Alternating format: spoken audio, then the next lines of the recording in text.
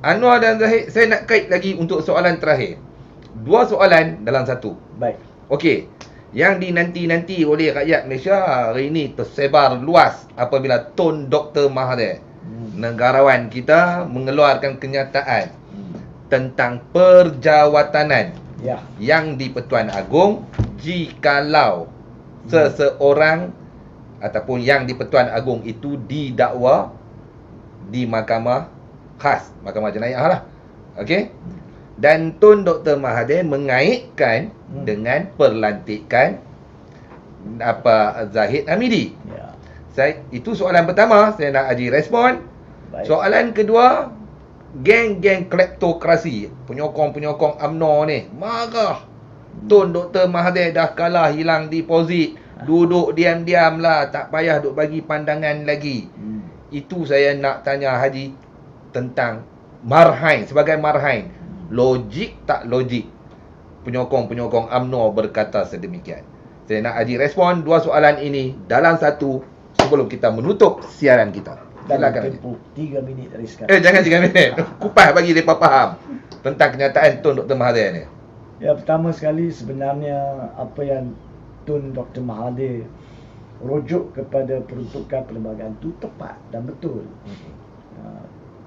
Pertama sekali rakyat kena faham, pada tahun 1993 kerajaan Malaysia pada masa itu di bawah Tun Dr. Mahathir telah membuat beberapa pindaan kepada perlembagaan berkaitan dengan kekebalan Raja Melayu, di mana berlakunya beberapa peristiwa di kalangan rakyat dan sebagainya. Tak perlu saya ulangi di sini, yang menyebabkan persoalan ditanya tentang bagaimanakah raja-raja boleh mengambil peluang dengan kedudukan sebagai raja untuk tidak diberi tanggungjawab atau tidak diambil tindakan. Maka disebabkan permintaan wajib rakyat dan keperluan semasa negara untuk golongan-golongan minoriti raja berkenaan, bukan semua, minoriti. Maka pindaan dibuat pada tahun 1993 untuk mengeluarkan kekebalan diraja. Iaitu antara lain, saya tak nak huraikan panjang, antara lain bila ada jenayah dilakukan dan siasatan mendapati sememangnya ada asas seperti mana siasatan lain, bahawa pelaku jenayah itu adalah seorang raja, sama ada negeri maupun agung, maka beliau boleh dihadapkan di atas tuduhan jenayah, tapi bukan di mahkamah biasa, diwujudkan mahkamah khas. Ini ada perkara 181, 182, 182, 183, boleh dibaca. Tahun 1993. So bila pindaan itu dibuat, maka pada masa itu timbul persoalan. Apabila, harap tak berlakulah, apabila jika ada keadaan macam tu, ada raja yang disiasat dan dalam pandangan amanah, ikhlas, peguam negara ada kesalahan dan perlu dibawa ke mahkamah khas. Macam mana dengan fungsi raja dia? Atau secara khusus kalau dia agung, macam mana fungsi agung dia? So kata baik, sebab agung ni adalah jawatan tertinggi, bukan macam orang lain biasa. Jadi kalau orang biasa, dari segi amalan sihat, dia patut tahu dah dia dibawa ke mahkamah, dia pergi letak jawatan ke, ataupun dia mungkin berehat sekejap sampai selesai kes. Kalau dia menang, dia main balik. Kalau dia kalah, terus. Dia bukan orang biasa. Takkan Perdana Menteri nak bagi tahu kepada Agong, awak dituduh di mahkamah, sekarang awak kena berhenti. Takkan boleh untuk ataupun peguam negara ke siapa pun adakah. So kerana dia agung, maka dimasukkan secara khusus di dalam perkara 33 kapital A yang Tun sentuh, dimasukkan pada masa yang sama pindaan kekebalan.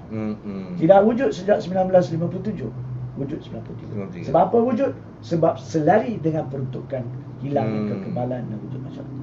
So sekarang ni 33A ni ada dua bahagian. Tun sebab dia tulis untuk mudahkan tulisan, dia rujuk bahagian pertama lah. Bahagian pertama mengatakan, ini rakyat kena faham. Apabila saya pun nak faham ni. Baik. Apabila seseorang agung dituduh membuat kesalahan di mahkamah khas, Mm. maka terhentilah fungsi dia. Fungsi dia sebagai Yang di-Pertuan Agong. Kalau berhenti di situ, ada dua persoalan. Bermaksud, adakah dia dilucut Diberhentikan ataupun cuma dia tak boleh buat kerja tapi dia masih agung. Untuk jawab benda ni, kena tengok perkara 33A 2 yang mengatakan berhentinya fungsi dalam hal keadaan itu adalah diambil kira sebagai dalam tempoh keagungan dia. Maknanya agung 5 tahun. Kalau dia dituduh lepas tahun, maka dia gantung fungsi dia. gantung. Tak habis lagi. Oh, tak habis, okey. Ya. Gantung fungsi dia, kerja dia. Perdana Menteri yang kat sumpah tak boleh buat. Nak buka parlimen tak boleh buka. Okey. Berhenti. Dan kalau dah selesai bicara dia dan didapati tak bersalah atau dilepaskan tanpa dibebaskan lepas 2 tahun tapi belum habis 5 tahun, maka dia masih agung kembali. Kembali berfungsi. Jadi tempoh pemberhentian fungsi dia tu dianggap dalam tempoh 5 tahun. Tidak menambahkan tempoh dia, tidak mengurangkan tempoh dan tidak bermaksud dia kena tender resignation. Tidak. Of course. Jadi apa yang Tun cakap memang berpadanan saya akan datang dengan apa yang diuraikan berkaitan Zahid Hamidi. Tapi untuk lengkapkan cerita, so macam mana?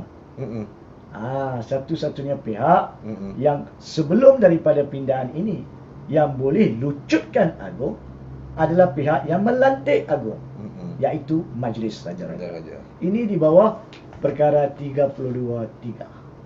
32 pasal 3. Majlis Raja-Raja yang boleh menentukan untuk cabut, remove, keluarkan agung daripada jabatannya. Katalah mengambil kira contoh 33A dengan 32(3). 33A agung, seseorang agung. Mungkin Sultan Pulau Pinang lah. Pinang tak ada sultan, so senang bagi contoh. Tak ada agung atau sultan yang terasa. So Sultan Pulau Pinang menjadi agung.